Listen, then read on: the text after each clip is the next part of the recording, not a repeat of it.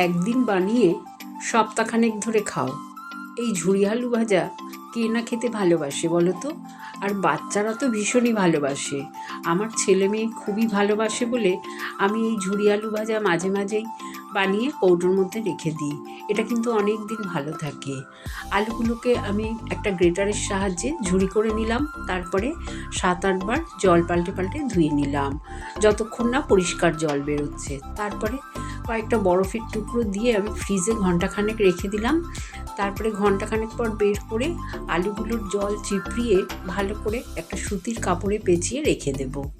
আলুর জলটা পুরোপুরি ঝরে গেলে তারপরে ফ্রাইং প্যানে রিফাইন তেল বেশ কিছুটা গরম করে নিলাম, তাতে কিছুটা বাদাম ভেজে নিলাম, কারি পাতা, শুকনো লঙ্কা ভেজে আলুগুলোকেও ভেজে নিলাম। খাবার সময় সব কিছু মিশিয়ে নিলেই হয়ে যাবে। ঠান্ডা করে তোমরা কিন্তু কৌটোয় ভরে এটা অনেক দিন রাখতে পারবে, তবে শুধু নুন দেবে না। রেসিপি ভালো লাগলে লাইক করো।